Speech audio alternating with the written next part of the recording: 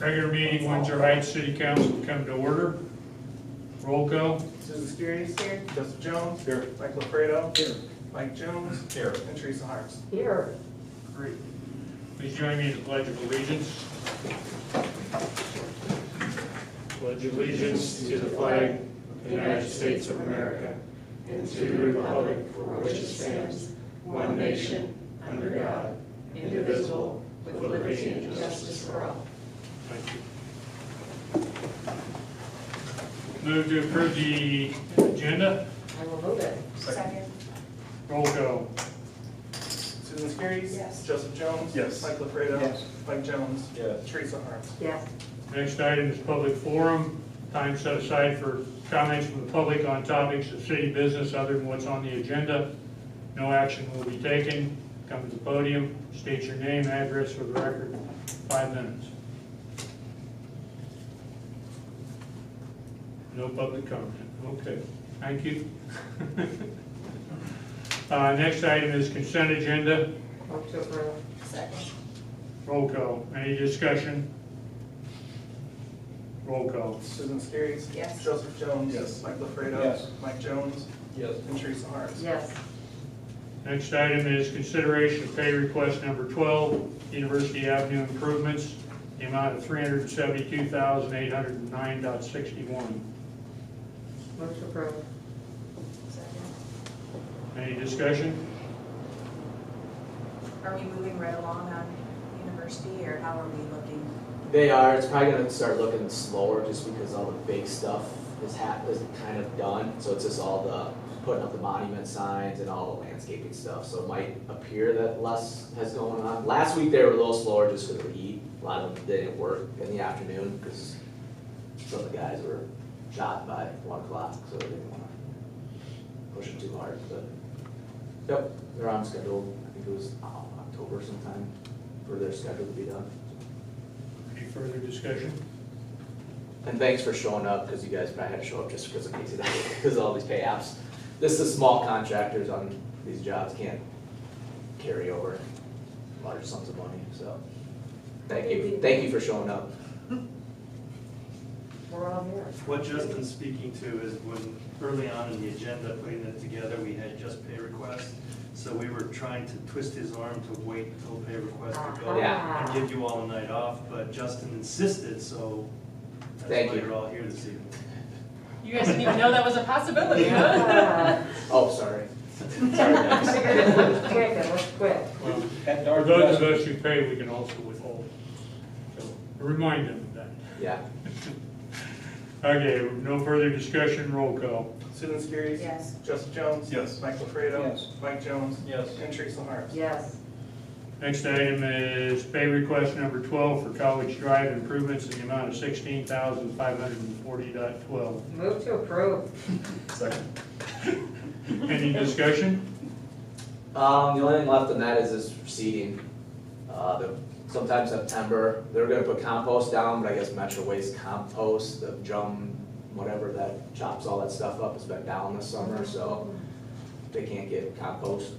They're changing it. It's been a big process. Yeah. They stopped selling to, if you're a residential customer, you can come and pick it up still. If you're commercial, they stopped selling it maybe a month ago. Yeah, and I think Commercial. they open like September to Yeah. have it come back online, so that's kind of why I held it, but. Interesting. That's bad, I haven't seen it yet. Yeah, and that's another thing, so it's less hot. It looks great. We did that little patch on 79th Street. What happened? What was that situation? There was that bad joint right there, so we just I decided. was just curious. Yeah, it was pretty bad, so we figured might as I well do it. opened and then I was closed. Yeah, we I'm figured- teasing, I'm teasing. Yeah, we figured to keep it open it, so that one person in the property could get out of their driveway, Yeah. otherwise we did that and they wouldn't have been able to driveway, so. Yeah. Nope, it was fine. He has health issues, so Yep, it was all good. so Thank that's you. why. You could have just kept on. Could have kept on going. Yeah, getting late in the year. You're like a these days. third of the, you're a quarter of the way done now. Right? That's 9, right? Yeah, Change order. Roll call. yes, please. Susan Skiris. Joseph Jones. Yes. Mike LaFredo. Yes. Mike Jones. Yes. And Teresa Harms. Yes.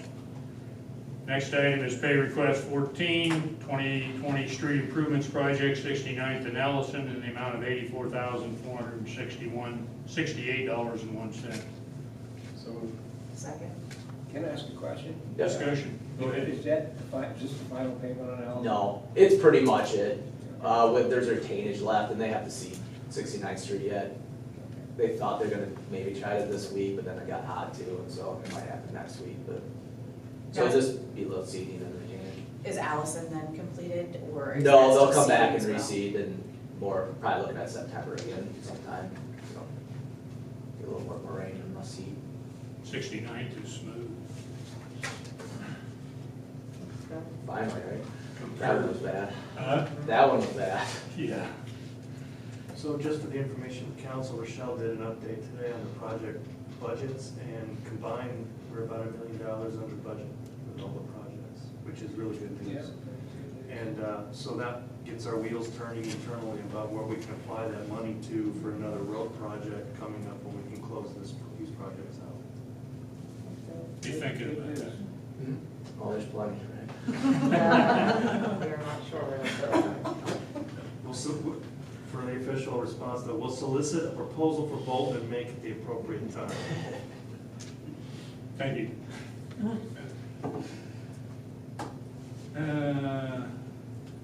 Roll call. Susan Skiris. Yes. Joseph Jones. Yes. Mike LaFreda. Yes. Mike Jones. Yes. And Teresa Harms. Yes. Next item is consideration of COVID-19 facility protocols. Mr. Mayor, Council, I threw this on the agenda tonight because if you're reading the news at all, you see the consternation that's now going on with regard to the Delta variant and what's going to be happening in the next few weeks with schools opening or not opening. Additionally, the administrators and the managers of the communities within the Des Moines regional area have been going back and forth. Their emails have been flying on what different municipalities are doing, if they're going to lockdowns, if they're closing facilities. And at this point, it's a mix between communities that have issued mask mandates. It's about 50-50 among the municipalities, and the half that have not are basically saying they're waiting for the CDC to come up with new guidelines in the next few weeks before they did anything. But I wanted to throw this on the agenda. We thought we might have some time this evening and have a little discussion about councilors' thoughts about, do we go into another lockdown? Do we close public facilities? Or do we wait and see, and when the CDC does update guidelines, then we'll readdress this at another council? So I was just hoping that you could each take a minute and just say to me, here's what I think at this point, and I'll lock that away until the next meeting. Just curious, do we know what staff, what their opinion is? I mean, everybody can always wear a mask whenever they choose to, but does staff, have they kind of said, this is what we No, I think feel comfortable with? no, the staff's fine with it either way. And I think with the number of employees that are vaccinated, in addition to the number that thinks they've already had COVID a couple times, nobody really has any concerns that I've spoken with. I think it's just a matter of, hey, you know, if we close City Hall to the public and go back to that way of doing business, we'll have to make a few adjustments, but we're prepared. I mean, we've been going through this for, what now, year and a half? 18 months. Yeah, so either way, we can accommodate, and I don't think there's a preference either. And it seems like City Hall is pretty well screened off anyway with the divider there. Mhm. And so I don't think there's much likelihood of any staff getting the virus from an outsider unless they let them back to the office to visit somebody. But otherwise. Yeah, I can't disagree with you, Mike.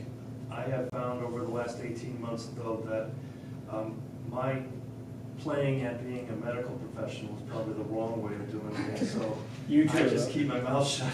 Yeah. And if it seems like there's a risk, then what we do at City Hall, at least, and Chad and I have had this conversation, we look at what's the downside to the public if we do take a step. Let's say we close City Hall again. Are the public going to be inconvenienced because they can't do business? And so we find that that is very low. We don't think there's gonna be much, people probably won't even notice. So if that's the case and there's a question, let's side with caution and let's see how that goes for a while. But, you know, I guess I'm thinking about the CEC and whether or not we're going to keep that open or not. I suppose we have some things scheduled. yeah, we have things scheduled, and I'm glad you brought that up because Whitney told me to bring this up as well. We have some renters that are currently asking about whether they could get a refund. And you remember the council did set that policy that anybody that wanted a refund, they could get the refund until further notice, and we ended that not too long ago when we seemed to be out of the woods on this. But now we're getting questions about renters that say if this gets worse, are we gonna be able to get a refund? So that's also an important item to hear from you on, you know. My opinion on that one, Dennis, as I've been talking about it, is that depending on what the CDC says, and go along with the recommendation. Okay. Can we just start down at Susan and go this way? Susan, do you have any opinion one way or the other? Are we talking the facility, or are we talking down there, or both, or? Anything, and the specific, before you're done, the refunds on CDC, because that's more of a day-to-day operational thing. I guess I don't see that there is a lot of heavy foot traffic going in and out of our city hall. It's not like Polk County or Des Moines where they have a bunch of people that come through. I think if staff is okay with keeping it open, and CDC right now, you know, isn't saying that they're not saying to close things down, and they're not regulating the number of people that can be in an area. I think it's pretty safe to keep it open here for now. This, of course, could change, my opinion could change on that as we go through the next few months. But the community event center, I think, if we really, I mean, I hate to say that I want people to go there if they don't feel comfortable, but if they don't feel comfortable, then, you know, are you gonna go out in a big group of people? I don't know right now that I would feel comfortable giving refunds to people if they are within the month here, just because CDC hasn't come out with anything. In the next few months, again, that could change. You know, if the CDC recommends people don't go into groups of more than 50 or 100 or whatever. But right now, I'm not too keen on, I guess I don't really have a strong opinion either way on returning money or not, but. I think there'll be sooner rather than later a CDC recommendation. Well, what I CDC heard, recommendations right now, though, are to mask indoors, right? Okay. so what I'm hearing is if you had a closer relationship between a guideline issued by the CDC or maybe even Polk County, you'd be more comfortable in saying, okay, provide the refunds, close City Hall until further notice. It has to be kind of married up to somebody saying, we're issuing this guidance, right? Yeah, I would feel comfortable, you know, the CDC, if they're coming up with it, then, you know, always err on the side of caution with that. Okay. Joseph? Well, I think that we, at the least, should recommend that people wear masks inside our buildings. And I'd be okay with us saying that they have to, it doesn't matter to me. I would do this all day long because I have to at work, but I also think it's a smart idea. As far as the CDC goes, I think that if we are gonna mandate something like a mask, or if the CDC says X thing, I think it'd be perfectly fine with us refunding the money right now. In our current state, I'm not really sure, unless we took it on a case-by-case basis, that we should have a blanket policy about refunding. Okay. Mike, anything to add? Teresa? No, I think I'm in agreement there. I don't know that, if there's a new recommendation that comes out, otherwise I think we're right now just in that limbo space. Polk County hasn't done anything, Des Moines hasn't done anything that I'm aware of, right, as far as either any action on those items. So I think if we start to see new movement, then I would be interested in doing something along that space. Okay. Mike? I think Des Moines requires masks in city buildings. I thought either Des Moines or Polk County just came out with it, but I don't remember. What county which does one. for sure. I'm not I sure. think this is the, Big city did too. so, I think we should require masks. Everyone here has said, well, what does the CDC say? We're a high transmission county, so therefore we should wear masks inside. Yeah, I have no problem with that. Living city without a mask. Can I get your comfortability with me tomorrow initiating recommendations for masks? And then if we see the CDC do something different, we'll go to DEFCON 3. Does that sound okay?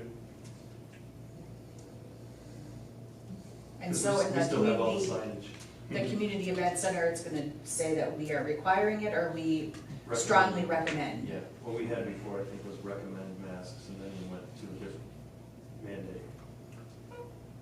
If other facilities chose to do refunds if they're requested. We haven't taken the time to do a survey yet of the other community centers, but this just came up today when some of the renters called Whitney and were wondering about getting a refund. I'm kind of thinking, you know, the CEC has lost so much money over the last 18 months already from rental cancellations that maybe Goodwill is worth a few more rental refunds. But I agree with Susan right now, there isn't anything definitive that says 50+ people are going to make it.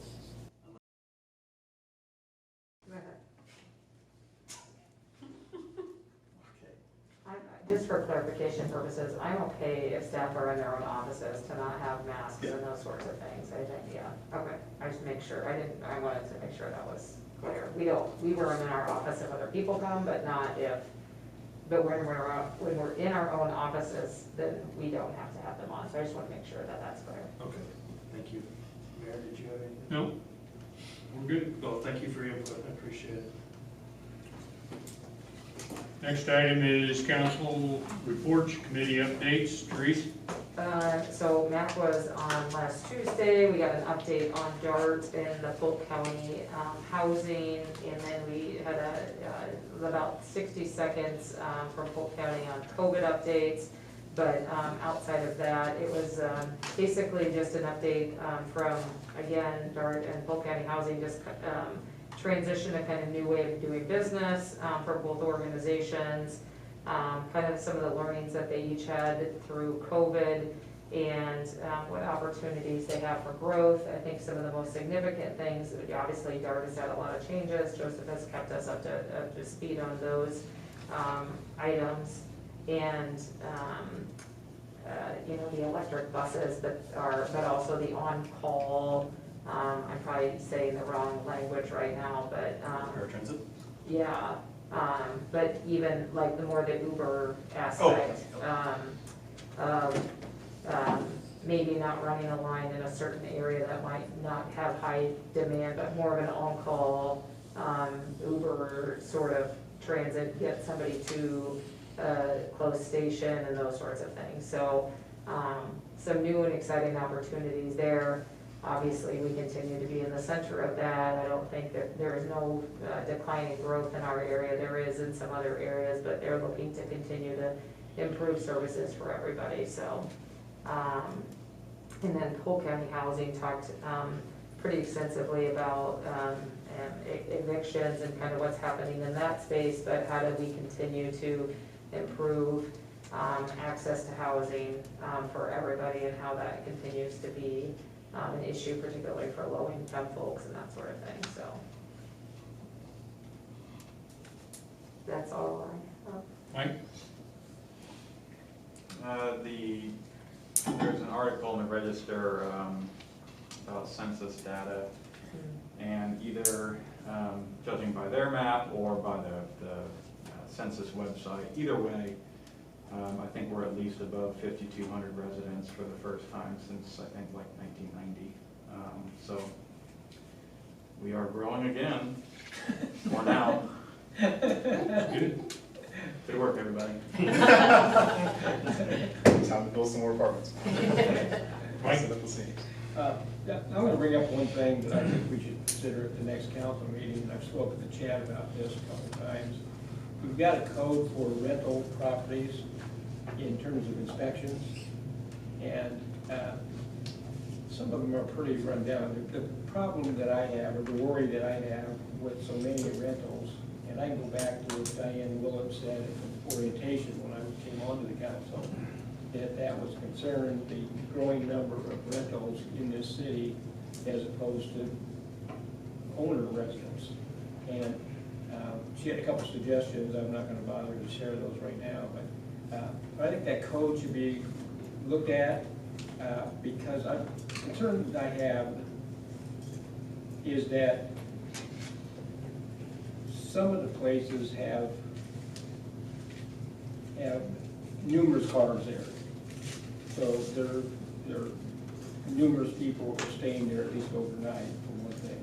And secondly, this is my major concern, and that's why I spoke to Chad about it, is the safety issue, because I don't know that every house is safe in terms of fire and whatever else. So I think radon or whatever those things might be. So I think it behooves us as a city to ensure that whoever rents those places, all of our places, be pretty clear that it is a safe environment in which to rent. And so that's why I want that brought up. Where is our rental code anyway? 156. We just went through it. No, the actual manual. Because it says in the code that it should be accessible at City Hall, right? And we just have like some amendments to the rental code. I'm just wondering, where is the code proper? Well, our code is housed online now. But the actual paper book, like if you want us to have like a readily available, if anyone comes in and needs to see the code, I'll give them a copy of the code.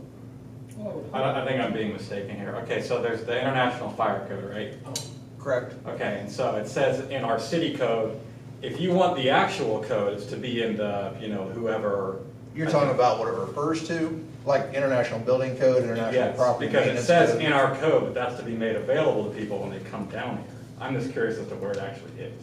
We have the books in our pseudo library alcove. Okay, that was my And question. they collect a lot of dust. Okay. I'm using one to actually lift my monitor up a little bit. Okay. From 2008. As long as they're accessible, that's Yes. what Perhaps question. someone on staff could review that when we talk about it next time, the code itself, so we know what text in it. Well, that's up to the council as a whole, I think. I know, that's why I'm just asking that it be considered for an agenda item at the next meeting. Well, what I would probably do would ask the council to direct the administrator to work with the legal team to do that review, because I'm not going to I have. think we did do it last, Chad. We just We just finished a complete overhaul of that code not a year ago. Yeah. Just say, I thought I was It on was council. during pandemic. Yes. I guess I'm looking at the practical standpoint of actually getting in there and doing the inspections.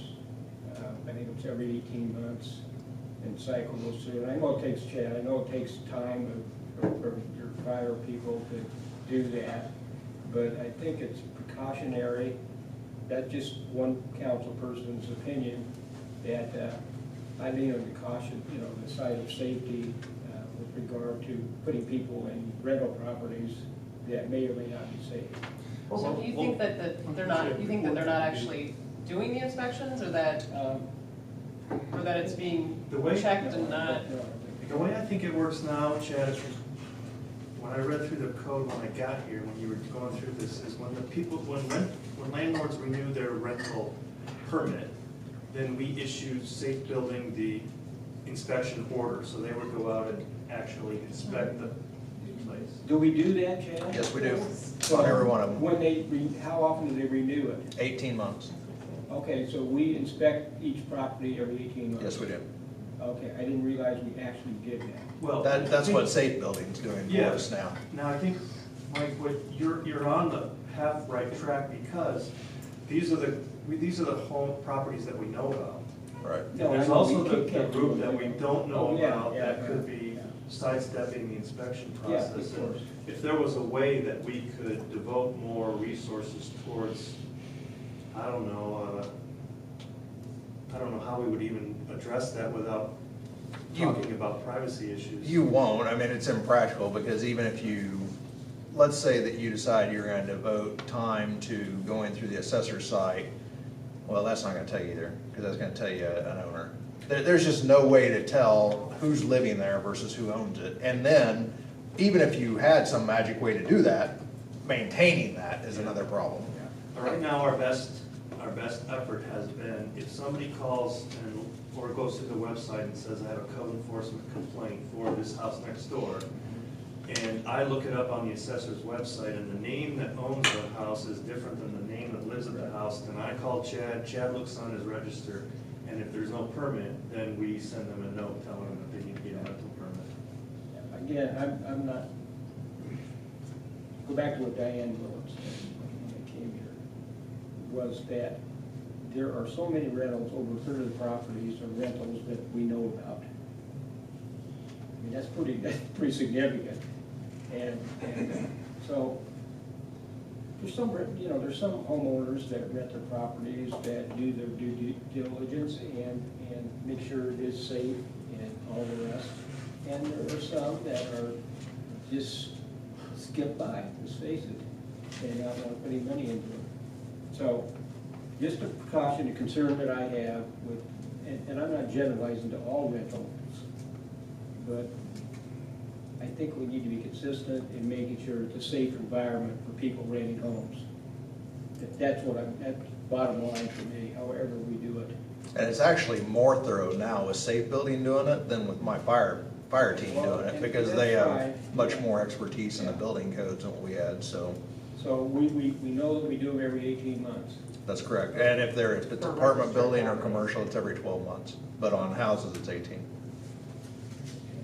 Like, do you have any idea how many rental places we have? I think when we looked that up back when you had emailed, I thought I gave you the number in the email, I may not have, but it was under 300, 274, 94, something like that. I can tell you. Well, she said it was 30%. I don't think that's accurate. That's